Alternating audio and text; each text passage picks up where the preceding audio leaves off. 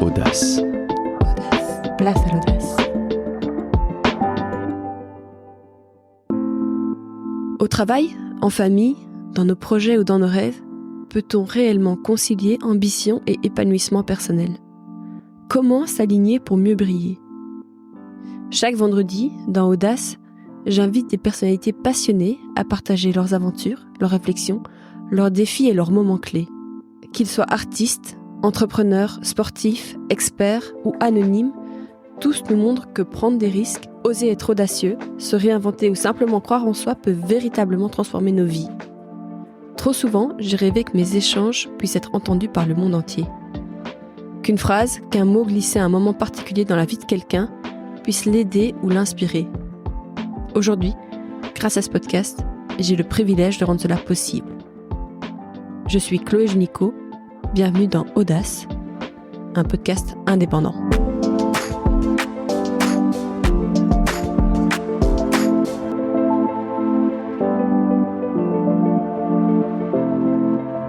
Dans cet épisode, j'ai le plaisir de plonger dans l'univers fascinant de Pauline Leclerc, alias PL Photographie sur les réseaux sociaux. Photographe talentueuse et créatrice passionnée, Pauline partage avec moi son parcours artistique, ses inspirations et sa vision unique de la photographie. Vous découvrirez comment elle a su transformer sa passion en véritable métier.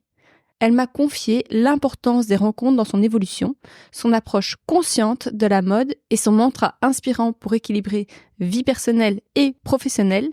Rien n'est grave.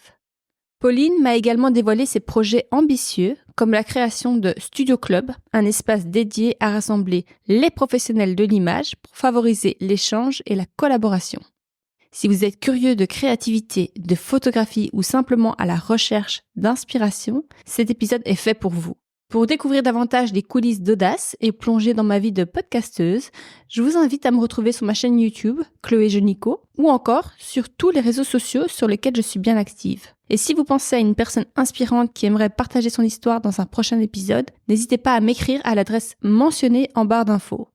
Installez-vous confortablement, laissez-vous porter par notre conversation et restez bien jusqu'à la fin de l'épisode pour des questions bonus qui, d'après vos retours, vous plaisent toujours beaucoup. Bonne écoute! Bonjour Pauline. Bonjour Chloé. Merci de me recevoir chez toi. C'est super beau, franchement c'est décoré avec goût. Honnêtement, je suis pas trop étonnée parce que t'as beaucoup de goût. On va y venir plus tard dans le podcast. Mais là, t'as des touches de couleur orange. Je vous plonge un peu dans l'univers de Pauline. Mais c'est très coquet, c'est comme très chaleureux. Voilà, c'est super agréable. Pauline, je suis trop contente de t'avoir.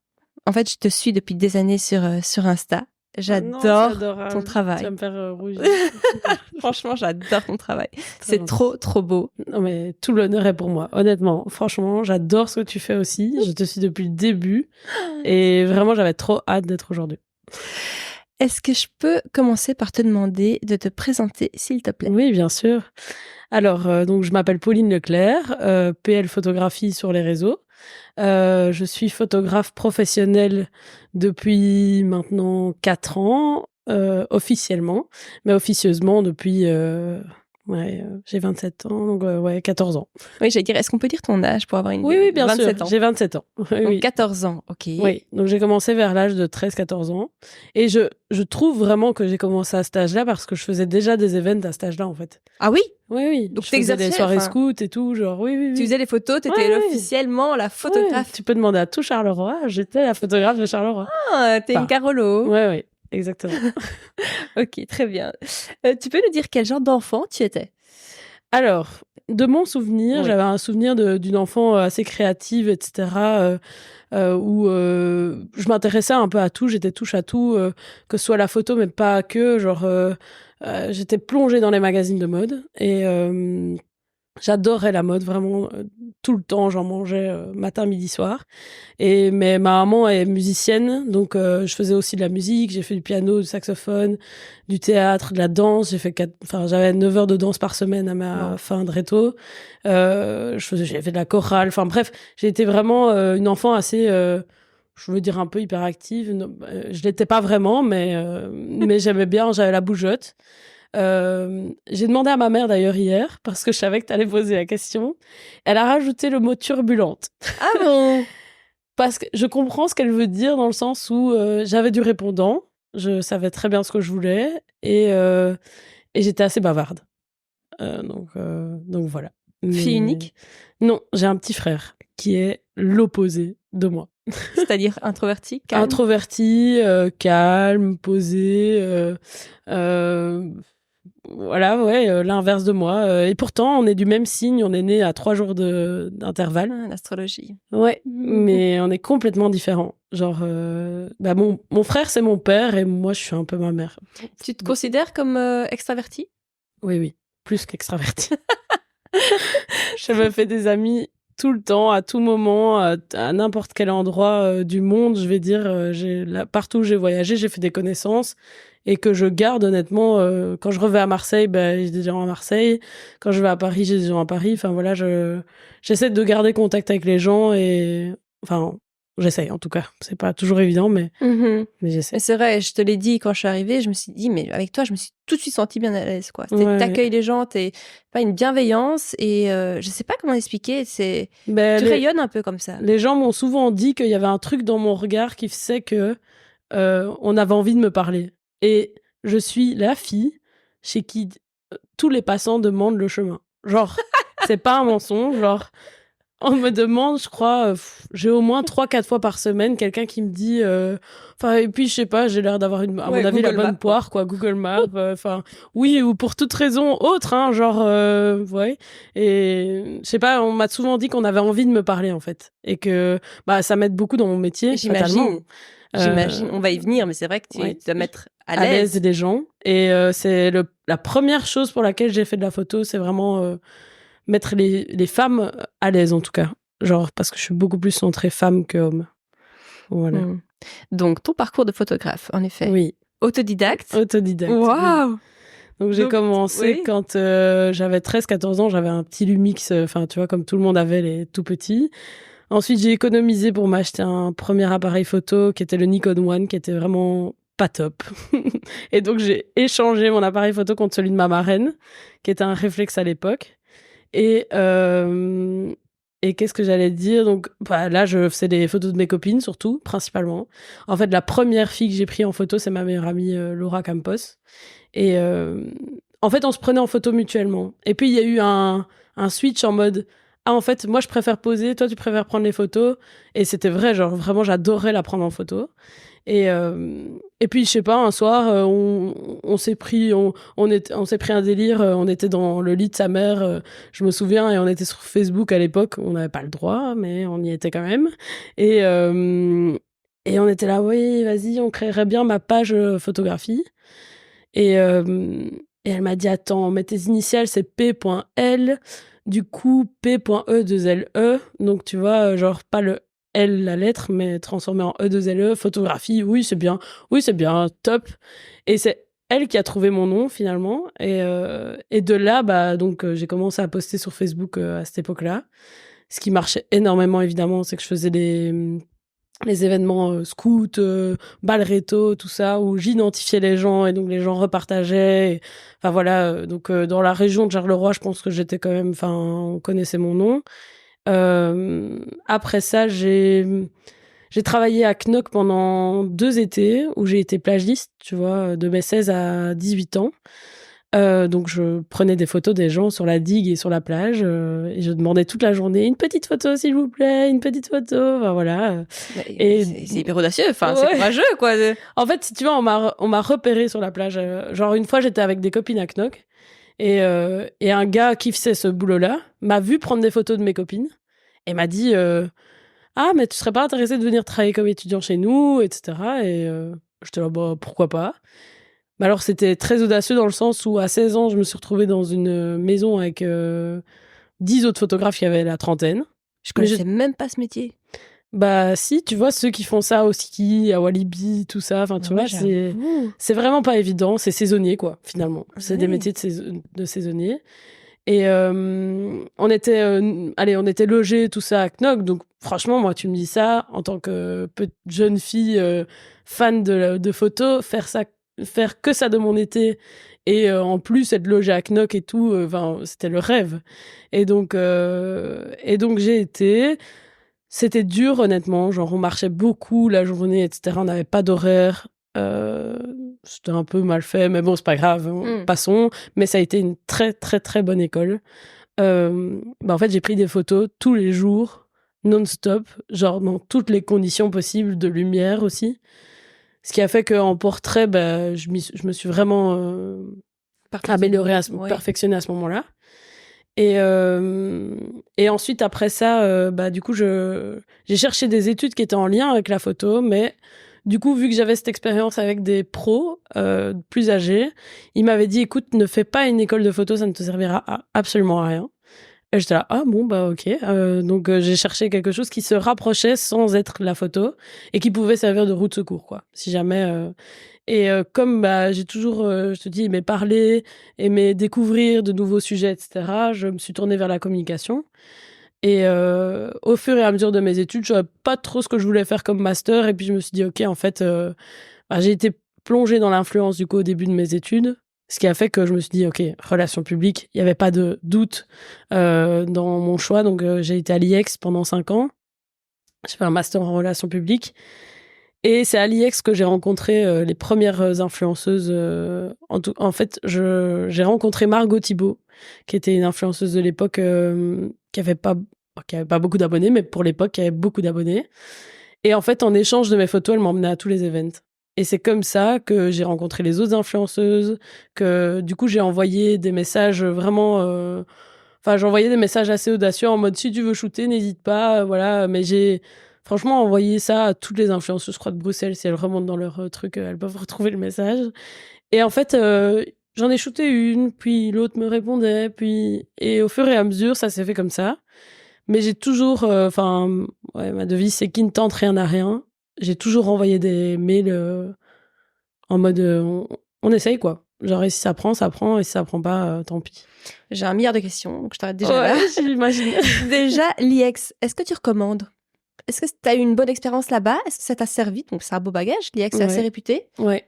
Alors, ton avis ? J'ai beaucoup apprécié le master, mais j'ai été très mauvaise élève en bac parce que faut savoir que j'ai des facilités à l'école, qui fait que, honnêtement, de mon bachelier, personne ne m'a vu en cours, malheureusement. Et donc, mes copines te diront, je suis vraiment l'élève qu'on déteste, c'est-à-dire je viens jamais en cours et j'étudie en blocus et je réussis assez bien. Pas non plus avec des grandes 10, mais enfin voilà. Et du coup, en bac, je t'avoue que je me souviens pas trop des cours. Enfin voilà, c'était OK. Tu faisais quoi de tes journées ? Ah des photos. Ah ouais, déjà là-dedans. Ah oui, je n'allais pas en cours juste pour faire des shootings à plein temps, quoi. Genre... Payé ? Parce que tout ça, c'était payé ? C'était payé en partie, mais vraiment des chiquettes, quoi. Genre un petit salaire d'étudiant. Alors j'ai commencé vraiment mon vrai premier taf d'étudiant en tant que photo pour les bourgeoises à l'époque. Mais bon, les influenceurs, c'était beaucoup de l'échange. Donc c'était gratuitement, en fait c'était du win-win, quoi. Ouais. J'avais des produits en échange. J'ai eu énormément de produits d'influenceurs. Enfin voilà, tu vois, c'était un peu du... pour moi, j'étais contente, tu vois, je faisais ce que j'aimais, j'avais des produits en échange, et j'étais là, tant mieux, trop bien. Et puis parfois, il y en avait qui m'emmenaient à Paris, à Milan et autres, donc moi, je vivais le rêve, donc tu vois, j'avais pas besoin d'argent à ce moment-là. Donc voilà, je ressentais pas ce besoin-là. Puis quand même, à la fin de mes études, à l'avant-dernier... Attends, je me suis lancée en Master 1 en tant qu'étudiante indépendante.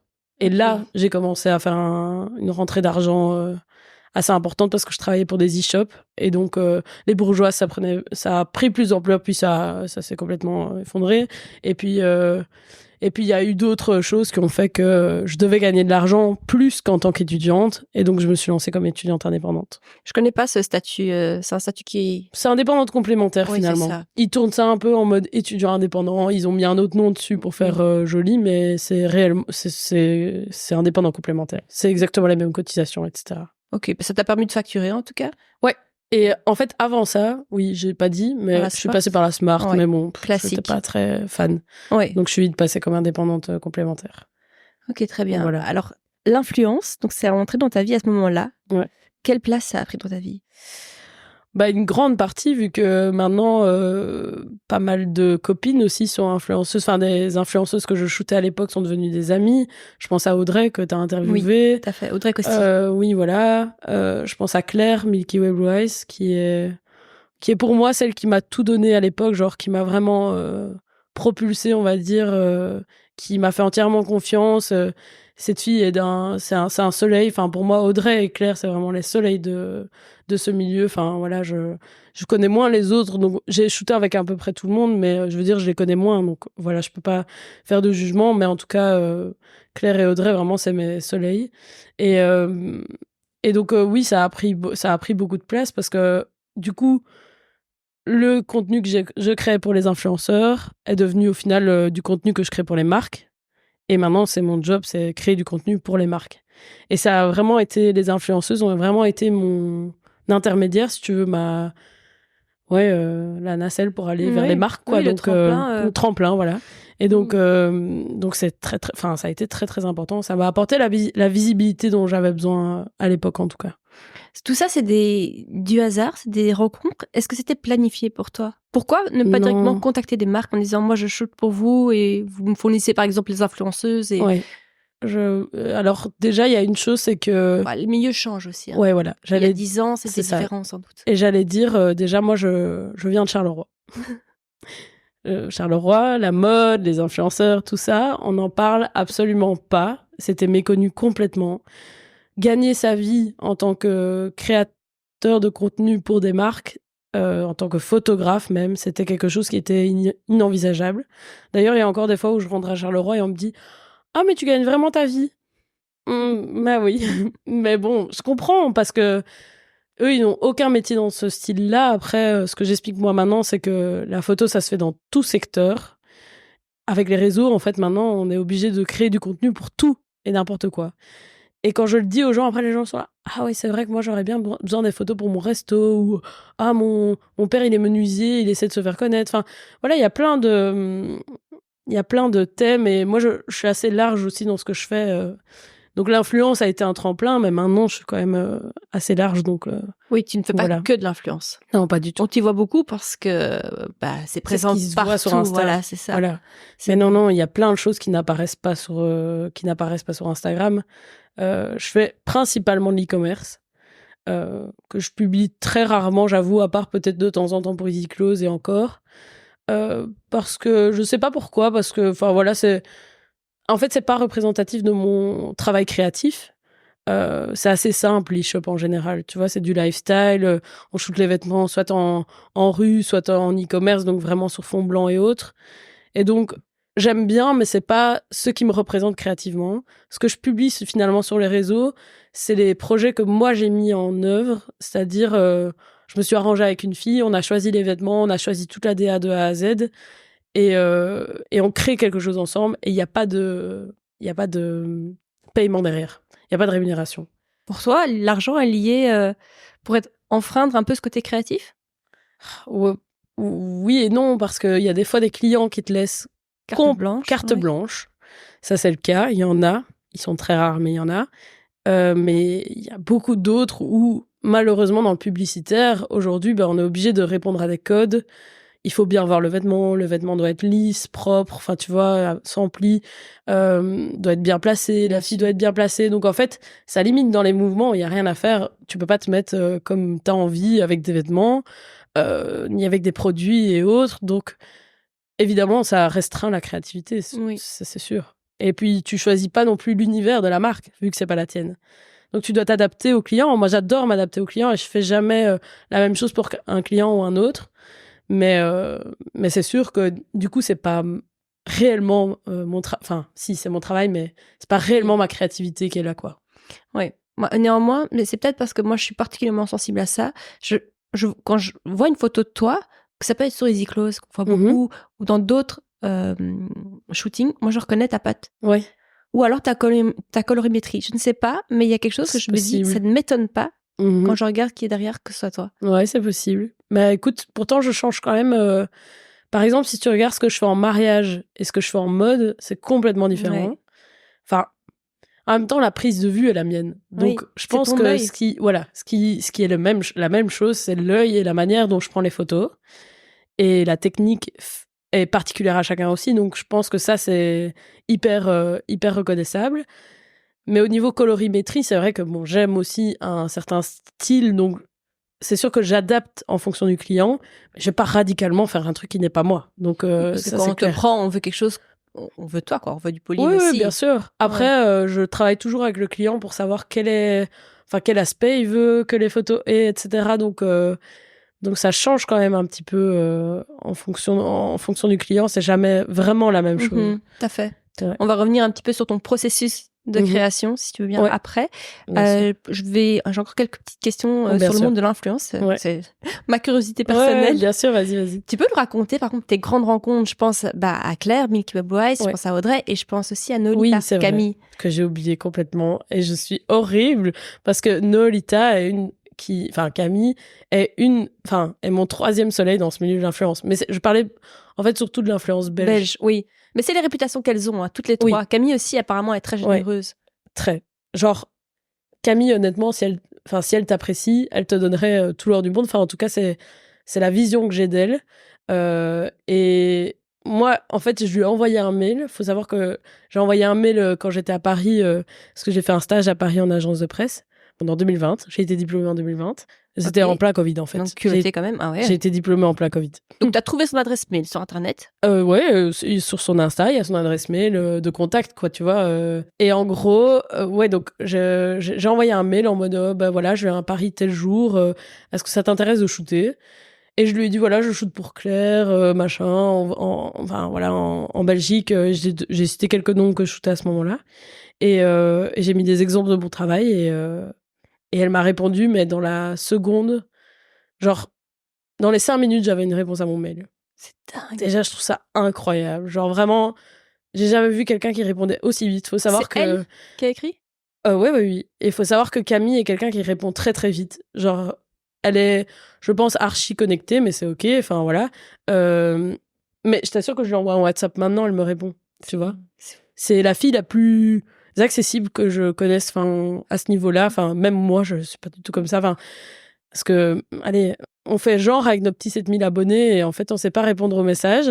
D'ailleurs, je m'excuse à toutes mes clientes à qui j'ai du retard pour mes messages, mais Camille, avec 1 million d'abonnés, elle répond assez vite. Ou alors, elle me répond à moi assez vite, ça, j'en sais rien, mais non, je crois que de manière générale, elle répond beaucoup aux messages. Et en fait, ce qui s'est passé, c'est assez marrant. En gros, donc je l'ai contactée, on a fait un premier petit shooting. Attends, et t'étais dans quel état, toi? On fire, quoi. Genre, j'étais prête à tout casser, genre, j'étais là, what? Enfin, déjà, le choc qu'elle m'ait répondu. Ouais. Genre, en vrai, un choc. Je m'y attendais pas. Et en fait, elle m'a expliqué pourquoi après, c'est elle appréciait beaucoup le travail de Claire. Et donc, elle voyait très bien qui c'était, elle voyait très bien, du coup, qui j'étais aussi. Et donc, quand elle a vu mon mail, elle s'est dit, bah oui, ok, go. Et donc, on a fait un petit shoot street style juste pour se tester. Et c'était avec Sam, d'ailleurs, avec son copain qui était là à l'époque. Et donc, on a shooté, ça s'est super bien passé. Et puis, normalement, c'est pas qu'on était plus censé se revoir, mais allez, on avait fait ce petit shoot, et puis voilà. Et puis... attends, je te coupe, mais ça, toi, les photos que tu prends, t'as le droit de les utiliser à tes fins? Ouais, du coup, là, c'était vraiment une collab. Oui, donc c'est gratuit. C'est gratuit. Il n'y a pas de rémunération, là. Donc, il n'y a pas de contrainte non plus. Je veux dire, non. les photos... Ouais. Tu les as toutes envoyées à Camille? Du coup, les retoucher, okay. Je sais plus. Non, j'avais pas mon système de sélection à l'époque, donc c'est moi qui avais sélectionné. Ouais. Donc les retoucher. Et puis elle en fait ce qu'elle veut, j'en faisais ce que je voulais, pardon. Et c'est comme ça que se passent les collaborations. Sinon, en fait, toute autre photo a un contrat et des droits. Et donc, il y a que dans ce cadre-là que tu peux faire vraiment ce que tu veux. Et encore, moi, je suis assez réglementée dans le sens où je me régule moi-même en me disant, à chaque fois que je poste une image des filles, je leur demande leur permission quand même. C'est le minimum. Elles aiment bien mon travail, mais elles aiment pas toutes les photos que je prenne d'elles. Enfin, c'est normal, hein. Et donc, il faut toujours demander, je pense, et même encore les mannequins aujourd'hui que je shoot, je demande à chaque fois avant de poster, même si maintenant on sélectionne les images ensemble. ce que je faisais pas à l'époque. J'ai un système maintenant de site en ligne où tu sélectionnes directement toi-même les photos. Et donc, comme ça, je sais que déjà, c'est celles qui leur plaisent. Mais même pour les marques, maintenant, c'est les marques qui sélectionnent. Parce qu'en fait, avant, je sélectionnais. Alors, j'ai eu beaucoup le débat avec d'autres photographes qui me disaient, mais t'as pas peur que du coup, c'est plus toi, vu que du coup, c'est pas toi qui sélectionne les images? Et je leur ai dit, écoutez, moi, je suis plutôt contente de mon travail. Je suis pas quelqu'un de très perfectionniste, hein, tu verras. Et donc, en fait, j'aime bien relativement quasiment toutes les photos que je fais, à part vraiment, bon, des fois où elles sont ratées, où elles ont les yeux comme ça, et que le client le voit pas, le sélectionne, bah là, je dis, écoutez, cette photo, ça va pas du tout. Mais sinon, non, c'est eux qui sélectionnent, j'ai aucun problème avec ça. Et aussi, j'ai aucun problème avec mes photos brutes. Et je pense que ça, c'est hyper important de voir son travail pas fini, enfin, de le soumettre au client. En fait, ça doit déjà plaire au client, déjà assez brut, moi, je trouve. C'est assez controversé pour l'instant parce qu'on peut tout faire avec de l'IA, on peut tout modifier de A à Z sur une photo, mais moi, c'est pas mon créneau du tout. Ce que tu vois sur l'image retouchée, en général, c'est déjà là. Il y a quasiment rien de retouché, à part des petites imperfections. Et je suis quelqu'un de très simple. J'aime le simple, le naturel. Et donc voilà, ça, je pense que ça se voit dans mes images. Enfin, voilà. Pour revenir à Camille, oui, du coup, premier shooting avec Sam. Collab, super, chouette. Super chouette. Là, vous postez tous les deux, tu vois déjà l'engouement qui est autour de ça? Ouais, il y a déjà un engouement. Surtout qu'elle me publie, qu'elle te crédite. Donc, elle me crédite et donc, oui, il y a un retour sur mon compte, etc., qui est assez waouh. Genre, je gagne pas mal d'abonnés à l'époque et même si je pense qu'en tant que photographe, on est toujours... les gens s'accrochent pas à un photographe sur... Enfin, ça dépend. En fait, il faut partager ta personnalité sur Insta, sinon les gens s'accrochent pas. J'ai l'impression pour tout. Bien sûr. Entre tout ce que je lis, tout ce que je vois, on me dit, mais...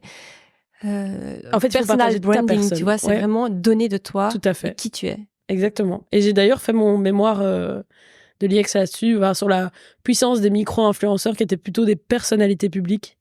Et en fait, les gens qui ont le plus d'impact aujourd'hui, c'est les présentatrices télé. Parce qu'en fait, elles partagent leur vie. Genre vraiment leur vie quotidienne, mais quasiment sans filtre, et elles n'ont pas ce cachet d'influenceur. Tu vois, les gens les considèrent pas comme des influenceuses. Pourtant, elles le sont. Ouais, pourtant, elles le sont. Mais tu vois, elles ont pas... Il n'est pas marqué influenceur sur leur compte. Il est mis personnalité publique. Et donc, les gens s'accrochent à ça, quoi. Et donc, parce qu'il y a maintenant un peu les gens sont plus sceptiques au niveau des influenceurs maintenant, tu vois. Oui, on sent ça. Hein. Ils y croient beaucoup moins qu'avant. Ouais. Et c'est compréhensible parce qu'il y a eu un peu de l'excès dans tout. Comme pour tout, quand il y a excès, c'est pas bon. Et donc, les gens se méfient. Et je peux comprendre. Mais après... les gens auraient dû le faire de prime abord parce que tout n'est pas bon à prendre sur les réseaux, comme partout, comme à la télé, comme dans tous les médias possibles. Donc voilà, mais bon, ça c'est un tout autre sujet, mais qui est hyper intéressant et sur lequel j'ai basé mon mémoire parce que je voulais vraiment comprendre ce qui fonctionnait réellement sur Instagram. Et c'est vraiment ça, c'est vraiment quand tu partages ta vie privée. Et c'est un peu de la curiosité mal placée des gens, c'est vouloir savoir... Savoir ce qu'il y a derrière les gens, derrière les personnalités, et ce qu'ils font dans leur vie finalement, ce qu'ils mangent, c'est ça la base de l'influence. Mais voilà, donc moi je pense que mon compte n'a pas pris l'ampleur qui aurait pu prendre encore plus que ce qu'il est maintenant, parce que j'ai volontairement pas partagé énormément de ma vie privée. Parce que voilà, mon mec, il a son jardin secret, mes parents ont leur jardin secret, j'ai mon propre jardin secret. Non mais voilà, ça m'a. Allez, voilà, de temps en temps, je mets où je mange pour des restos et autres, mais ça m'intéresse pas de partager toute ma vie. Et puis c'est énergivore. Ça prend du temps, c'est énergivore. Et puis j'ai un métier qui me prend énormément de temps déjà.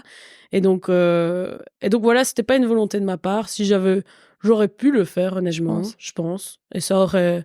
Pas parce que je suis quelqu'un de... Voilà, je parle facilement et tout. D'ailleurs, j'ai fait un mois où j'ai publié des vidéos tous les jours. J'étais OK avec ça. Enfin, c'était très sympa, mais à faire tout le temps, waouh, le temps. Oui, c'est du boulot. Hein. Ouais, c'est du boulot. Quel est ton rapport, toi, aujourd'hui, aux réseaux sociaux ? C'est difficile. Amour-haine ou Ouais, un peu, parce que j'aimerais complètement... Parfois, je me dis, ok, j'arrête, c'est bon, j'arrête de regarder les réseaux. Et en même temps, bah, c'est ma source de revenus, quoi. Donc c'est assez contradictoire, parce que c'est ce qui m'a fait complètement vivre de mon métier actuellement. Et en même temps, parfois, je me dis, waouh, ce métier de l'image où tout le monde se compare, j'ai beaucoup de mal. Et aussi... je me pose toujours beaucoup de questions en mode qu'est-ce que je devrais poster pour que ça marche, et maintenant, tu sais, avec l'apparition des vidéos en tant que photographe, c'est hyper frustrant parce que tu postes une photo à l'heure d'aujourd'hui, elle fait 30 likes, ou à l'époque elle en faisait 200, 300 likes, avec plus d'abonnés à l'heure actuelle qu'avant. Donc c'est hyper frustrant en tant que photographe que l'image en tant que telle figée ne soit plus aussi preneuse que la vidéo.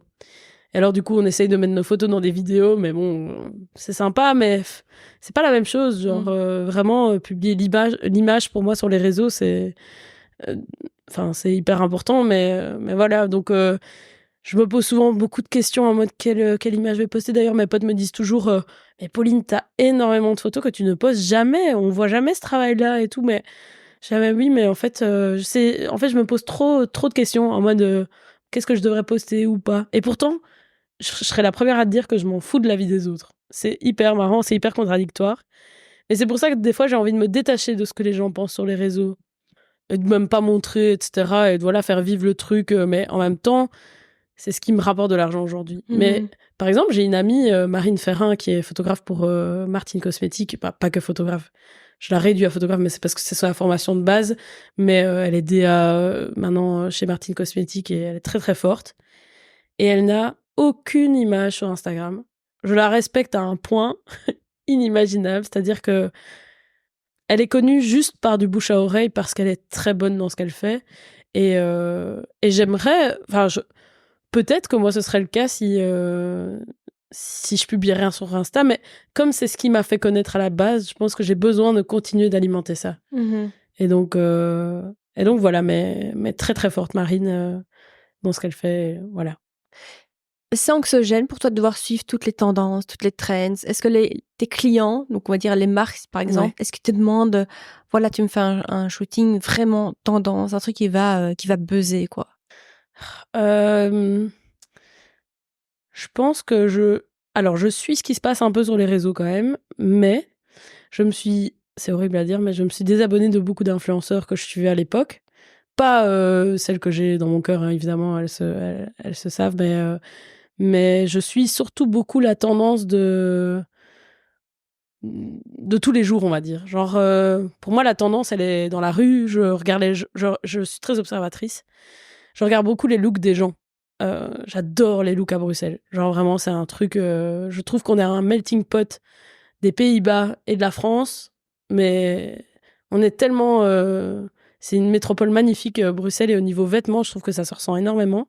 Et donc, je m'inspire beaucoup de ça, des magasins. Je fais beaucoup des magasins.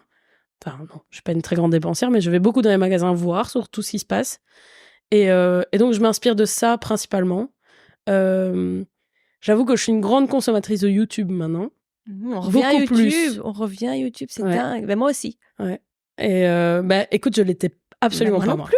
Absolument jamais regardé YouTube. Alors, il s'avère que c'est mon mec déjà qui m'a mis dedans, parce que mon mec était très YouTube. Et maintenant, on passe des soirées YouTube. Hein, nous. On n'a pas Alors, il faut savoir qu'on a la télé, mais on n'a pas le câble. Donc, on n'a pas les chaînes télévisées. On ne regarde pas non plus, jamais. Donc, voilà. Donc, on est principalement YouTube et trucs à la demande, quoi. Enfin, Netflix, Prime, etc. Et mais voilà. Donc, allez, les tendances, je vais pas forcément les chercher sur les réseaux, je crois. Genre... Et aussi, du coup... Mes clients, oui, me demandent de faire des trucs tendance, ça c'est clair. Je dois m'adapter au niveau prise de vue. Je m'adapte quand même au niveau de mon style photo, parce que je pense que on en a parlé il y a pas longtemps avec une cliente, si tu restes dans le même carcan, en mode dans la même retouche pendant 10 ans, ça ne fonctionne pas. Genre, je connais des photographes qui, il y a 10 ans, faisaient des retouches, ils font les mêmes aujourd'hui, c'est has-been. Mais parce que c'est comme ça. L'image change, ce que les gens aiment change. Maintenant, en mariage, on aime le old money vibe, tu vois, c'était pas le cas à l'époque. Donc je pense qu'il faut évoluer avec son temps et pas rester en mode c'est ma patte, je garde cette patte toute ma vie. Non. Et justement, c'est pour ça que j'ai un peu du mal avec les gens qui trouvent leur identité via un filtre. Enfin, parce qu'il faut se dire, c'est un preset filtre. Et qui gardent le même pendant des années parce qu'au bout d'un moment, il faut évoluer, quoi, tu vois. Donc oui, je suis les tendances et je suis ce qui se fait, mais pas forcément sur les réseaux. Tu crées tes presets? Tu les vends? Je les vends pas. Je les crée à base de presets déjà faits. Je remodifie plein de trucs. Enfin, et puis maintenant, je sais de créer un preset aussi, mais à la base, c'est des presets faits que j'ai remodifiés derrière. Et mais c'est marrant parce que j'en ai un qui fonctionne pour tout, et c'est celui pour lequel je l'utilise pour les mariages parce que c'est plus facile et il plaît énormément. C'est un peu un style, c'est un peu chaud, tu vois, donc pas trop non plus, pas trop orange, mais c'est très entre orange, jaune, clair, enfin voilà. Et dans le mariage, ça convient très bien parce que moi j'aime bien tout ce qui est quand même assez chaleureux et assez beau, que les gens soient pas trop pâles de peau, parce que ça y a beaucoup de presets où les gens sont blancs. Et moi, j'aime quand même bien que les gens aient bonne mine. Donc je trouve que le côté chaleureux... Par exemple, tu vois, j'arrive pas à... Je ferai jamais un style... j'aime bien faire de l'argentique, mais je copierai jamais vraiment le style de l'argentique en photo, pour la simple et bonne raison qu'il y a beaucoup de pellicules, je trouve, qui sont assez froides, et c'est très vert en général, l'argentique. Et donc, honnêtement, quand tu fais toutes tes photos comme ça, la mariée, elle a pas bonne mine sur toutes les photos, quoi. Donc, le travail de chacun est différent, mais moi, je suis plutôt dans le show. Tu peux voir, tu peux voir. Moi, j'adore ton travail. Voilà. Donc, si un jour tu veux commercialiser ton preset, let me know. Hein. Ouais, écoute, je verrai. Mais oui, après, c'est vrai que c'est un peu un débouché pour aussi se faire connaître autrement, les presets. Oui. Mais c'est vrai que moi, j'aime bien garder ma patte aussi. Mais pour autant, tu vois, quand quelqu'un l'utilise, il l'utilisera jamais comme vraiment toi tu l'utilises. C'est vrai. Donc... Et puis pour vous, ça peut être un business qui tourne quand vous dormez, quoi. Enfin, exactement, ouais, tout à fait. Ça peut avoir un avantage, mais je comprends parce que tous tes secrets, parfois, t'as envie de les garder, en fait, pour toi. Mais voilà. Mais bon, je suis désolée, chers auditeurs, on passe du coq à l'âne, mais c'est tellement passionnant. Donc, on va repartir. On va finir avec les influenceurs et ensuite on parlera vraiment de ta méthodologie de travail. Et puis j'ai encore des questions un peu privées pour toi, si ça te dérange pas. Bien sûr. Donc Nolita, premier shooting fait avec Sam, collab, et ensuite quoi? On n'a pas continué. On est là. Hein. Parce que ça c'est une anecdote assez waouh. Parce qu'en gros, ce qui s'est passé, c'est que Camille shootait avec Anna, qui est une photographe ukrainienne, pour sa marque de bikini, tu sais, NHLT, qu'elle avait créé avec Audrey de Mon Petit Bikini. Oui. Et en fait, donc, elle shootait avec Anna, qui fait un travail vraiment fabuleux, genre, que je trouve pas du tout... Enfin, alors, je dis pas, je me dénigre pas en disant ça, mais genre que je trouve vraiment bien meilleur que le mien en termes de retouches, surtout. Et je pense que Camille cherchait un truc un peu plus naturel. Et en fait, ce qui s'est passé, le Covid. Le Covid a été le déclencheur, moi, de mon lancement, on va dire. Parce qu'en fait, ce qui s'est passé, c'est que l'Europe a été fermée. Oui. Et Anna venait d'Ukraine. Et donc, elle venait pour chaque shooting pour Camille en France.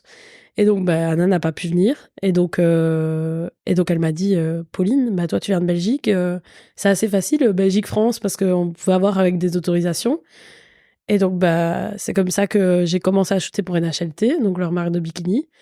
On a quand même shooté pas mal de ensemble.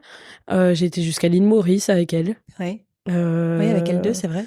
J'ai fait Saint-Tropez, l'île Maurice. Qu'est-ce qu'on a fait d'autre? On a fait Paris beaucoup, ça aussi. Mais bon, voilà, c'était fabuleux. Et donc, j'ai eu cette annonce-là juste à la fin de mes études. En fait, le Covid est arrivé en plein dans mon stage. J'ai fait 2 mois de stage à Paris, en agence de presse. Et puis après 2 mois, on m'a dit « Ah, le Covid est là, retournez chez vous ». J'étais très contente parce que le stage ne se passait pas comme je l'entendais. Je me suis bien rendu compte qu'être en agence, c'était pas mon truc. Et j'ai vraiment... c'est pas que j'ai détesté parce que j'ai eu des occasions aussi, j'ai pu aller à des défilés, des trucs, enfin voilà, c'était très chouette. Mais c'était vraiment pas mon truc d'être dans l'intermédiaire, en fait. Moi, je suis dans le créatif, j'ai besoin d'utiliser mes mains.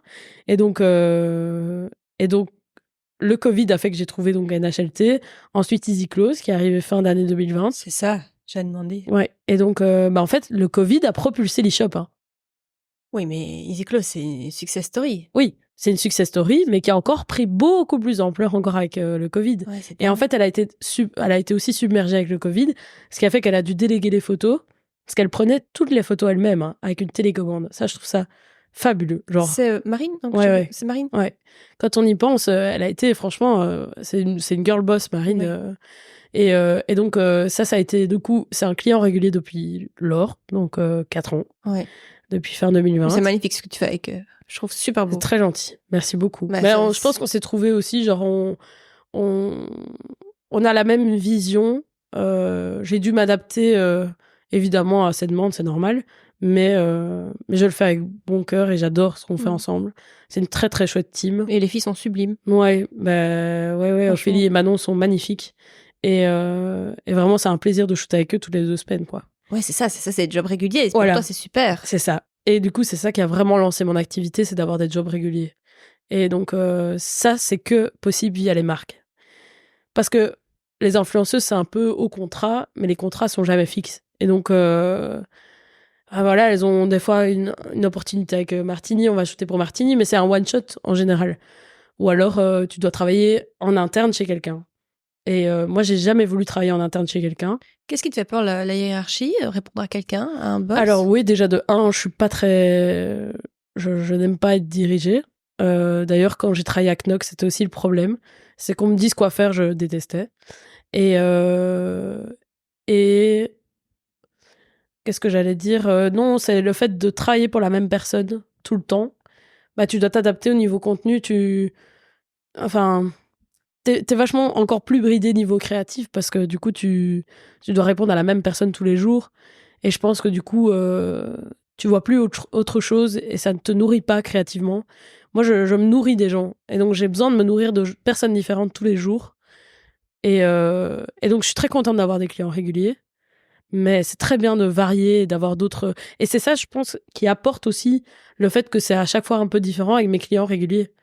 C'est le fait que je me nourrisse d'autres gens tous les jours, quoi. Oui, ça va être une nouvelle question. Où est-ce que tu retrouves ta motivation en cas de coup de blues ou de démotivation ou le voyage, déjà. Ouais. Ouais, je voyage pas mal et j'ai toujours besoin d'une carotte sous le nez, c'est-à-dire je ne vivrai jamais sans un billet d'avion prévu. Mais mon mec te dira hein, que genre je ne sais pas prévoir, je ne sais pas ne pas prévoir quelque chose. Genre, j'ai toujours besoin d'un voyage ou autre. Je parle toujours d'une autre destination. Genre, un jour j'ai envie d'aller au Vietnam, un autre jour j'ai envie d'aller au Japon, un autre jour j'ai envie d'aller là, un autre jour. Et tous les jours c'est différent. Et si je m'écoute, honnêtement, je suis dans tous les pays du monde tout le temps. D'ailleurs, j'ai toujours voulu. Ça a toujours été une volonté dès le plus jeune âge, c'est le voyage. Mes parents m'ont éduqué à ça aussi. On voyageait pas forcément loin parce qu'on savait avec le budget qu'on avait. Mais mon père est un grand cultivé qui nous apprenait beaucoup au niveau histoire quand on voyageait. Donc, je suis l'horrible personne en voyage qui se balade avec le petit routard et qui le récite à voix haute pour tout le monde. Et si personne ne m'écoute, je suis OK avec ça. Genre, je le dis pour moi. Enfin, tu vois, je me renseigne beaucoup sur les endroits où je vais. Genre, même en shooting, genre, je sais pas, je vais attendre que l'affiche change à côté d'une église, ben, je vais regarder l'histoire de l'église. Enfin, voilà, de ce genre de choses. Et donc, ouais, je suis très intéressée par beaucoup de choses. J'adore plein de sujets. Et ça, c'est grâce à mes parents. Enfin, qui m'ont vraiment inculqué ça, de m'intéresser à tout le temps.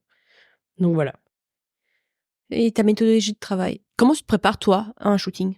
Disons pour une marque de vêtements, comme ça, B2B.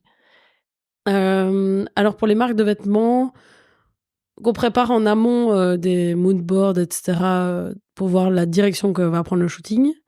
Ensuite, je demande aux marques quand même quelles images elles ont besoin, c'est-à-dire de face, côté, zoom, savoir combien d'images je dois fournir par produit. Ensuite, en général, honnêtement, la marque fait beaucoup. Enfin, donc le lieu, la modèle, tout ça, c'est le client qui choisit. Je donne des conseils, évidemment, s'ils ont besoin. Mais je trouve que c'est un peu à eux de faire le boulot. Il faut savoir que photographe, à l'heure d'aujourd'hui, on se dit ouais, en fait, elle choisit. Alors pour les particuliers, je le fais, mais pour les marques, c'est différent. Parce qu'en fait, notre métier a fait qu'avec le temps, on a dû englober plusieurs casquettes, c'est-à-dire trouver le lieu, trouver le make-up, trouver... C'est pas à nous de faire ça à la base. Ça s'appelle les producteurs. Ils cherchent tout ce qu'il y a dans tous les participants d'un shooting, ou les DA aussi, qui cherchent les stylistes. Voilà, donc il faut savoir que nous, photographes, à la base, on est techniciens. C'est-à-dire que on prend les images. Et même la light, il y a des fois où c'est un assistant light, et on lui dit ce qu'on veut, mais c'est pas nous qui faisons les lights. Hein. Donc, je trouve ça bien d'endosser plusieurs rôles. Moi, j'adore, par exemple, pouvoir même de temps en temps make-up les filles, etc., quand c'est des projets perso.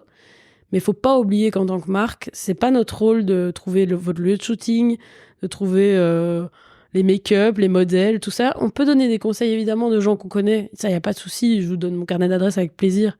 Mais juste, pas oublier que c'est pas nous qui devons faire les démarches. Parce que ça, c'est du temps et de l'argent. Donc, voilà. Sûr.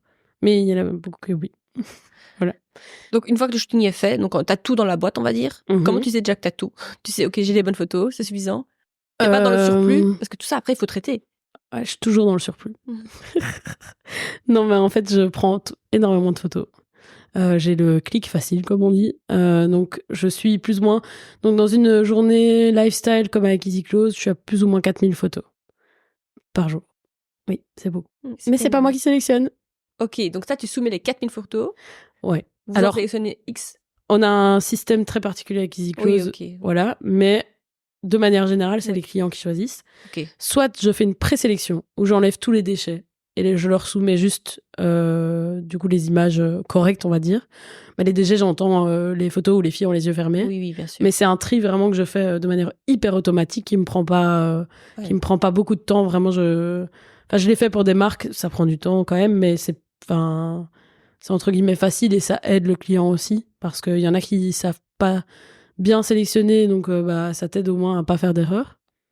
Et puis je mets tout sur un site en ligne en petite résolution et le client du coup met des likes et je vois les likes en ligne. Enfin, c'est assez pratique. Pixie7 pour ceux qui ne connaissent pas. Merci pour le partage. Ah ouais, parce que c'est ouvert à tout le monde de toute façon pour faire des galeries mariage et tout. C'est incroyable. Moi, on me l'a conseillé il y a 2 ans. C'est un client qui me l'a conseillé parce qu'un autre photographe utilisait et je trouve qu'on devrait tous connaître Pixie7. Donc voilà. Bête question qui me vient, mais comment tu stockes tes photos? Comment? Parce que ça prend une... J'ai un serveur et donc je les stocke d'abord sur des disques durs externes qui font 2-4 Tera, voilà. Et puis une fois que mes disques sont pleins, je les backup sur mon serveur. Une fois que en fait les dossiers ne sont plus en cours, je les mets sur mon serveur parce que c'est plus difficile de travailler sur un serveur vu que c'est en ligne. Oui. Pour charger, pour avoir le flux, pour le workflow, c'est pas intéressant. Donc ça, je mets par après. Et là, c'est 12 Tera, j'ai quand même de quoi remplir. Et puis, en fait, tu peux changer les disques sur un serveur, tu peux à chaque fois les renouveler, donc tu as à chaque fois 12 Tera en infini, donc voilà, comme ça. Mais, et alors, important, sur les 12 Tera, en réalité, il n'y a que 6 Tera, parce qu'il y a toujours un disque de secours. C'est-à-dire, s'il y en a un qui crame, au moins il y a l'autre. Ouais, donc voilà, je garde de tout. Si la question des clients, c'est souvent tu gardes tout. Alors non, je vais pas aller jusque là. Je garde beaucoup les particuliers évidemment, oui. mais les marques en tant que telles, je garde pas tous les shootings Easy Clothes par exemple. Genre on s'est mis d'accord, passé 2 ans, c'est juste que les vêtements sont plus d'actu et on sait qu'ils vont plus jamais revenir. Et donc c'est plus intéressant de les garder. Je garde les retouches par contre, ça évidemment. Mais les rushs, pas nécessaires. Et donc, par contre, les mariages, exemple, je garde absolument tout. Ouais. Si jamais un jour, tu vois, dans 10 ans, tu te dis merde, mes photos, je les avais téléchargées sur mon ordi. C'est un peu le trick de plus faire d'album, finalement. C'est que tout est sur des médias. Le problème, c'est que si ton PC crash et que tu n'as pas bien sauvegardé les images, ce qui arrive à beaucoup de gens, en fait, tu vas chercher une solution et tu vas demander à qui? À ton photographe. Et donc, moi, je veux toujours être quand même...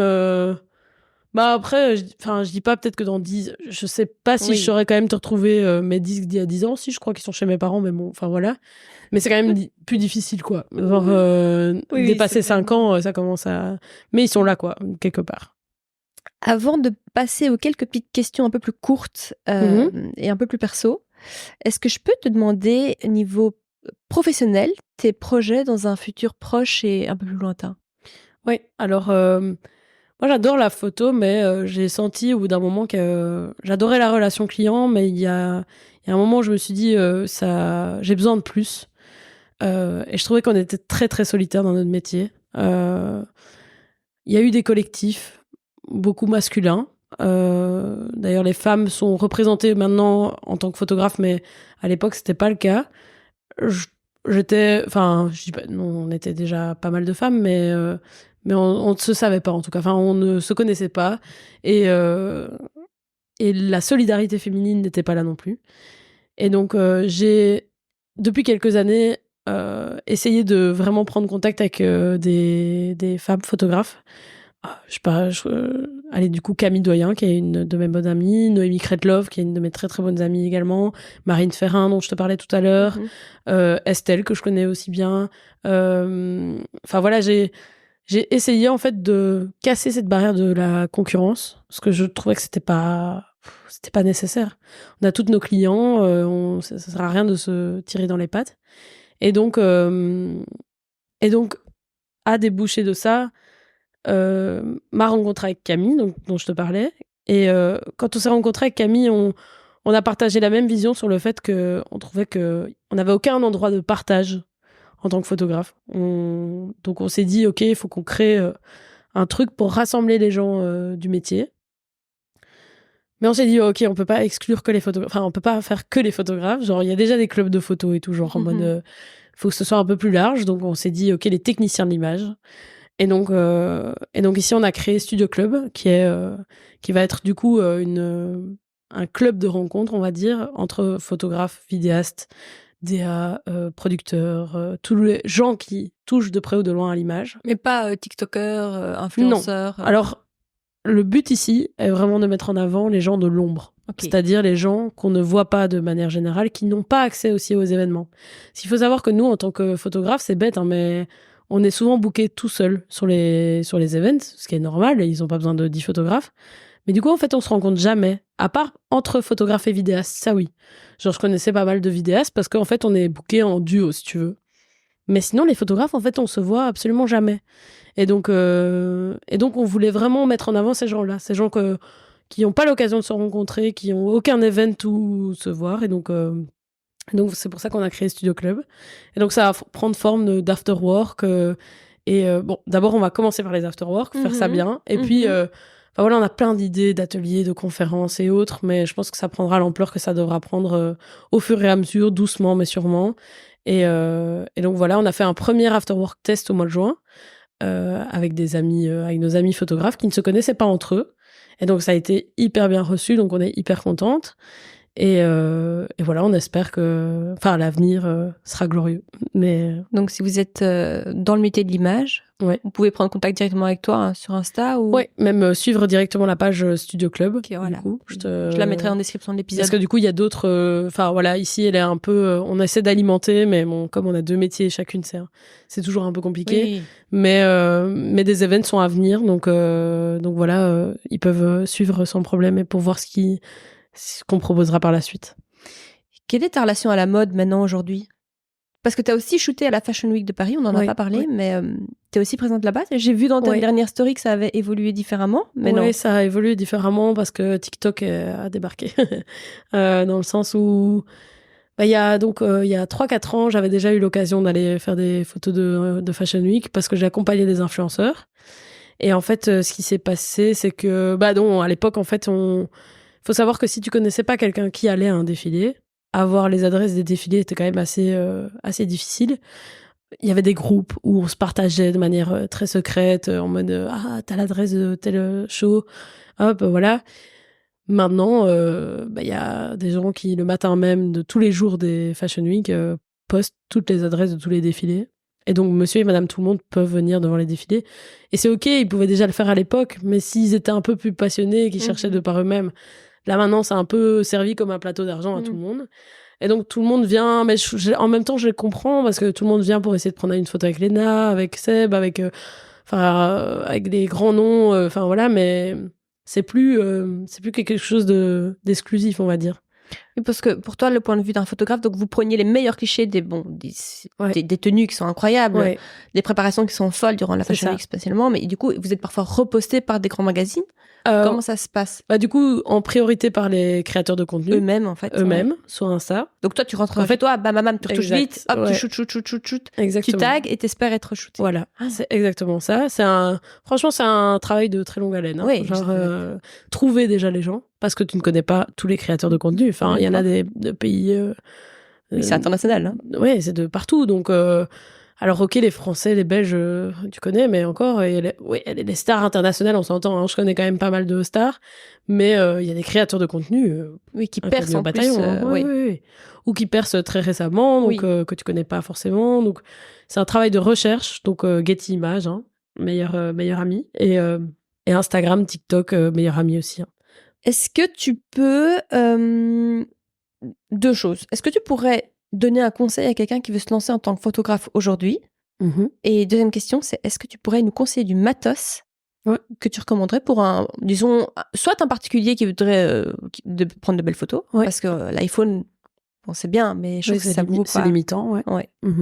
Donc en premier lieu, peut-être, on va commencer par la première question. Est-ce que tu aurais un conseil à donner à quelqu'un qui veut se lancer dans la photo? Alors déjà, faire ça par passion, de premier abord. Ne pas faire ça pour essayer de gagner de l'argent. Honnêtement, c'est d'abord par passion que ça marche, et après, on peut gagner de l'argent avec cette passion.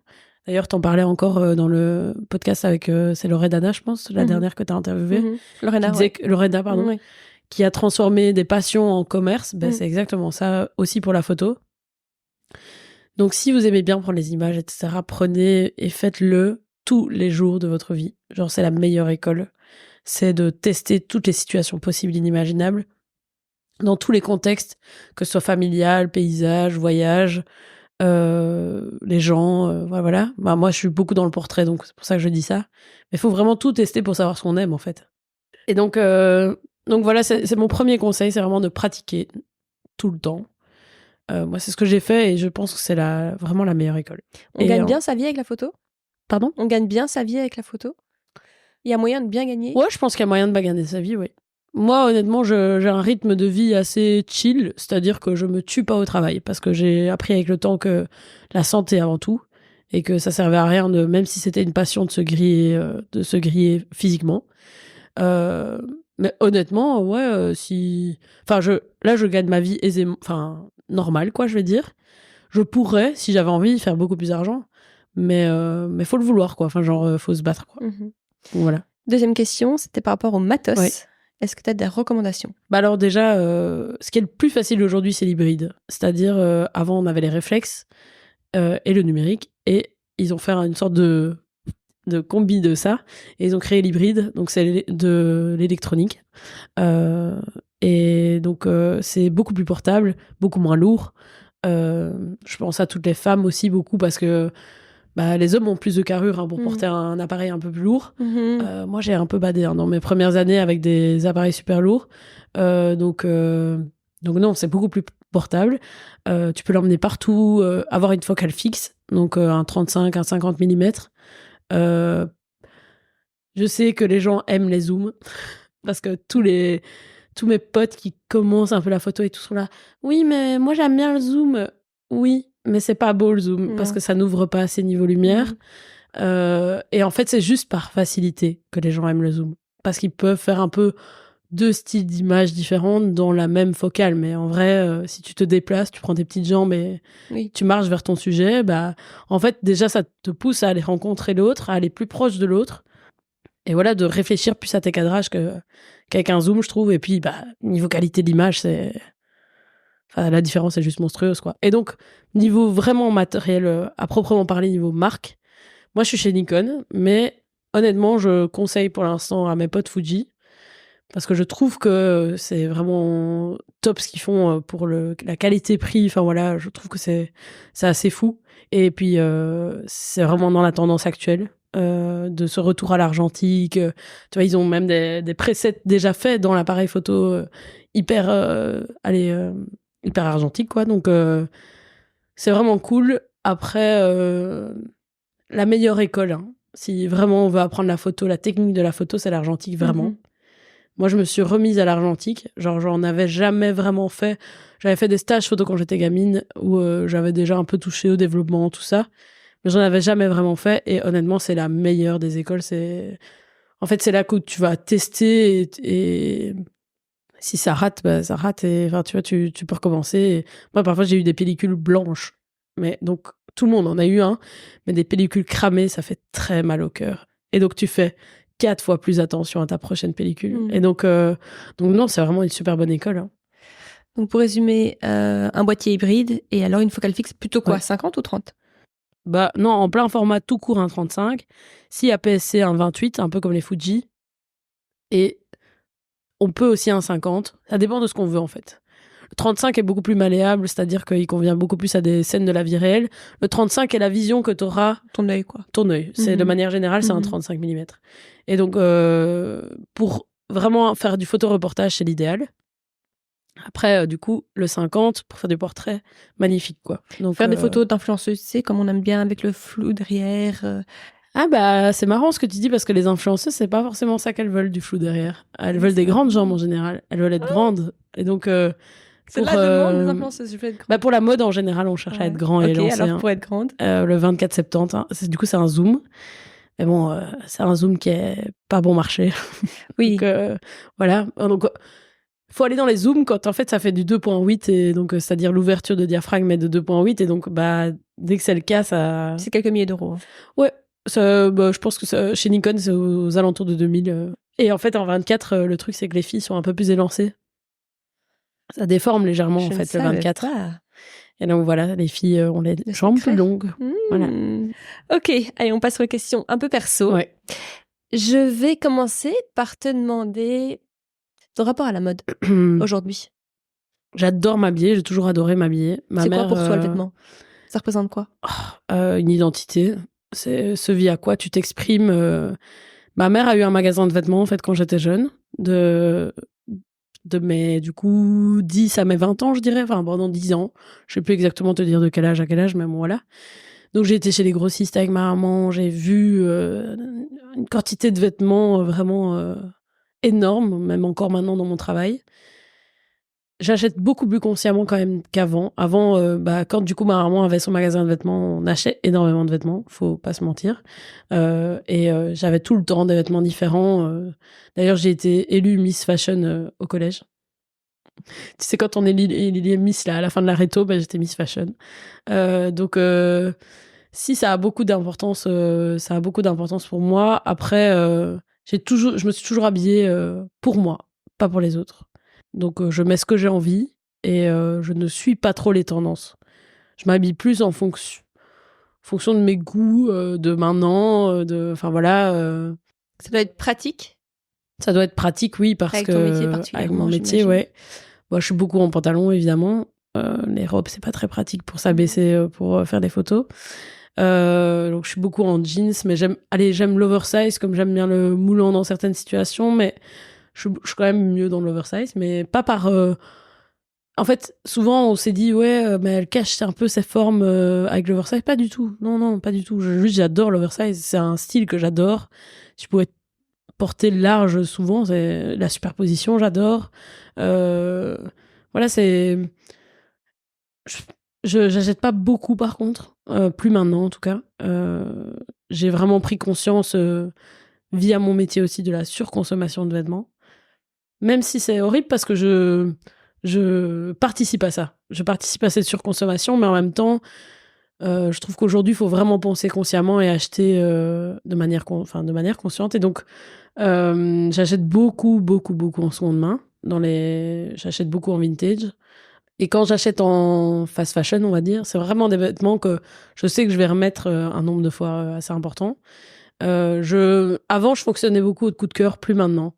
Je réfléchis vraiment aux pièces que je vais acheter. Par exemple, tu vois, on pourrait se dire, ah, ce petit gilet, c'est sûr, c'est un coup de cœur. Elle l'a pas mis sans... Ouais, je l'ai mis beaucoup de fois.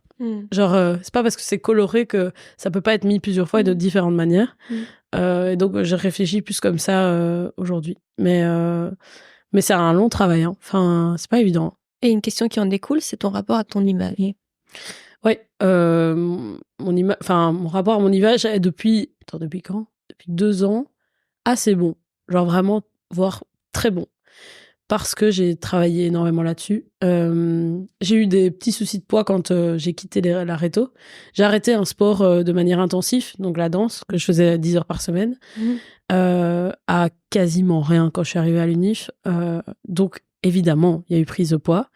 J'ai souffert de ça, mais avec le recul, en re-regardant des photos de moi début d'UNIF, où j'avais pris littéralement 2 kilos, je me rappelle du sentiment que j'avais sur cette photo, c'est-à-dire que je me trouvais déjà grosse. Et donc, avec le temps, je me suis dit, ok, c'est pas possible.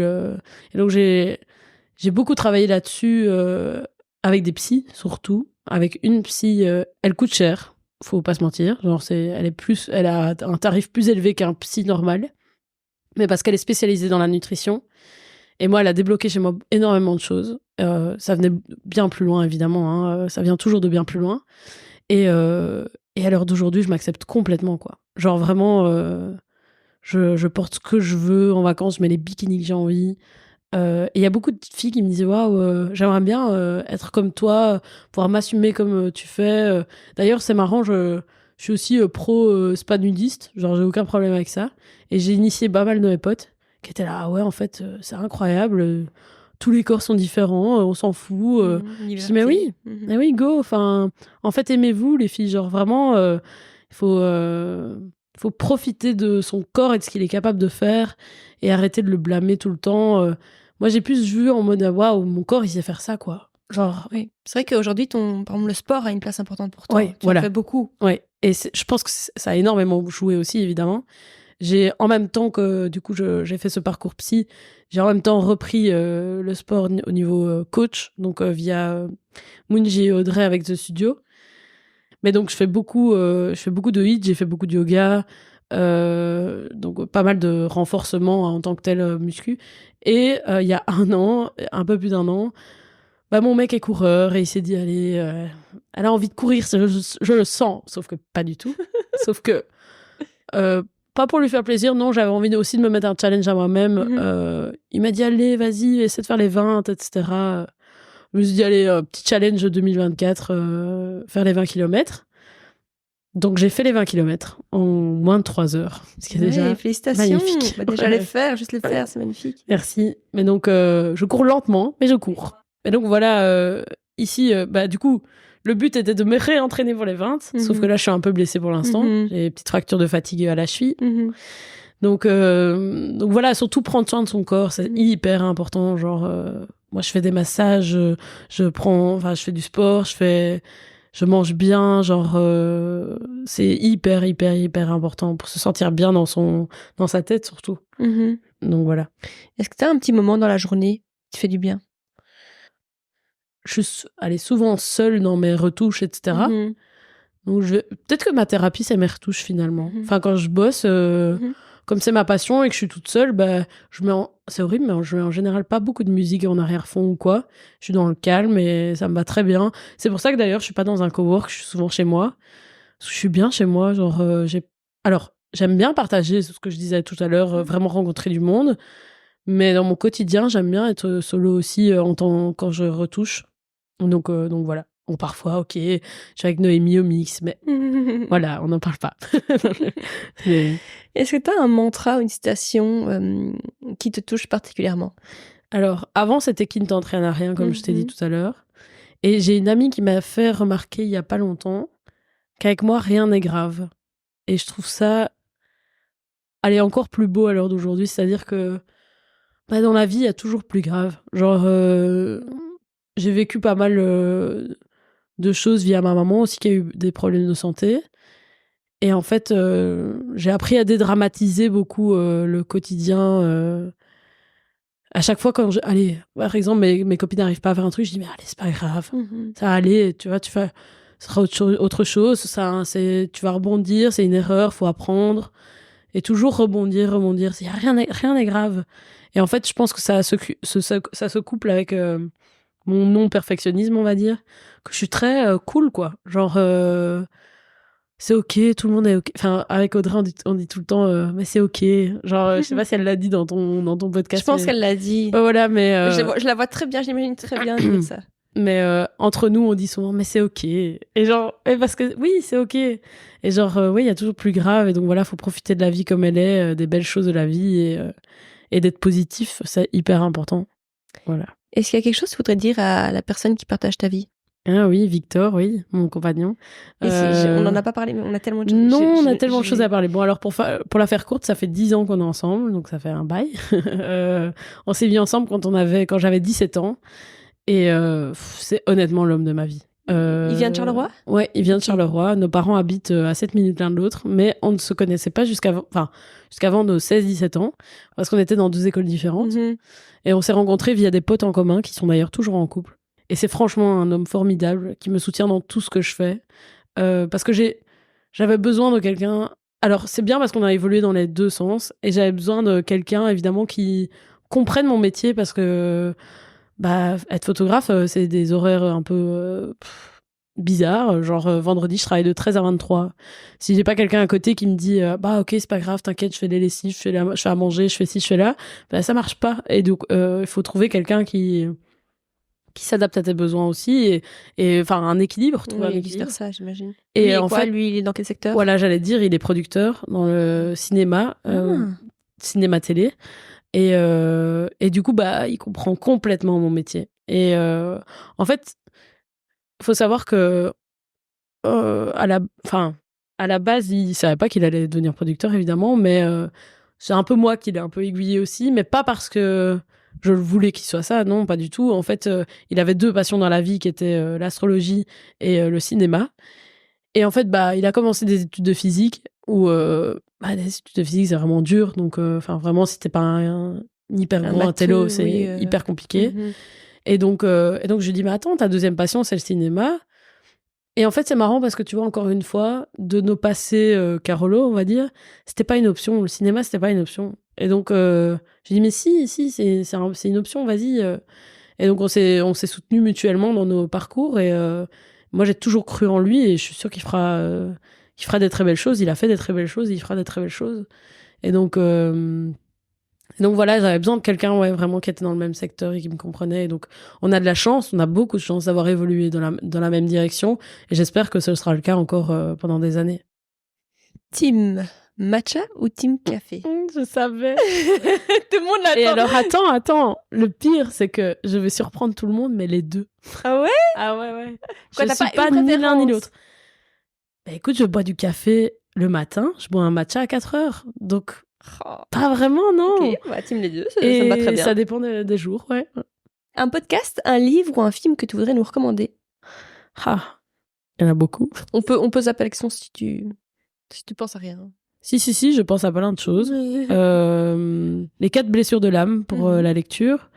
Les accords Toltec, évidemment. T'es beaucoup dans le développement personnel ? Tu lis beaucoup là-dessus ? Ouais, pas mal. Je lis pas que là-dessus, je lis aussi d'autres choses, mais j'ai lu pas mal là-dessus et ça m'a beaucoup éduquée au niveau justement bien-être personnel, etc. Je pense que tout le monde en tire ce qu'il a envie d'en tirer, mais moi ça m'a beaucoup aidée. Juste si je peux dire niveau musique, je n'écoute que des vieilles musiques. Voilà, il est marqué old school sur ma tête, mais comme tu peux voir là, c'est du Ella Fitzgerald dans mes vinyles et du jazz et du disco et voilà. Et donc, c'est vraiment là-dedans que je trouve aussi mon inspi. Ouais, voilà. Enfin, dernière question. Qui appelles-tu quand tu as besoin d'un conseil ? Alors, on va dire un conseil pro. Qui appelles-tu ? Alors, je l'appelle pas souvent, mais quand j'ai besoin d'un conseil vraiment au niveau admin, vraiment entrepreneuse, c'est Claire. Elle le sait peut-être pas, parce que je l'appelle pas forcément pour ça, mais quand on se voit, elle donne des conseils. J'ai tout pris d'elle. Enfin, j'ai fait une carte essence grâce à elle. J'ai changé de comptable. Non, c'est pas elle qui m'a conseillé mon comptable, mais je veux dire, c'est comme ça que j'ai su que mon comptable était pas bon. Enfin, tu vois, c'est dans des discussions avec Claire. Claire est très, très, très formée niveau entrepreneuriat et elle apporte beaucoup. Et donc, c'est un peu mon. Enfin, en tout cas, c'est un des plus grands exemples que j'ai, même si je pense qu'elle le sait pas. Mais voilà, j'imagine que ça les fera plaisir. C'est l'occasion, ça, au mal. Ouais, voilà. Merci beaucoup, Pauline. Non, mais merci à toi. Je sais même pas de quoi j'ai parlé tellement on a parlé. C'était passionnant. Bah, j'adore. Tu réécouteras, tu verras. Ouais. Voilà. Écoute, je suis ravie. Merci beaucoup. Merci à toi. Merci d'avoir écouté cet épisode d'Audace. Si cette conversation vous a plu, il y a quelques façons simples de m'aider à faire grandir ce podcast et donc à attirer toujours plus d'intervenants de qualité. Premièrement, abonnez-vous pour ne rater aucun épisode. Ensuite, vous pouvez par exemple partager cet épisode autour de vous. C'est grâce à vous qu'Audace peut toucher toujours plus de monde. Et enfin, rejoignez-moi sur les réseaux sociaux sur lesquels je suis très active. J'adore échanger avec vous via ces canaux et avoir l'opportunité de vous faire découvrir les coulisses de ce métier. Vous pouvez me retrouver sous le nom d'Audace Podcast ou encore sous mon propre nom, Chloé Genico. Je vous remercie infiniment et à très vite pour de nouveaux épisodes.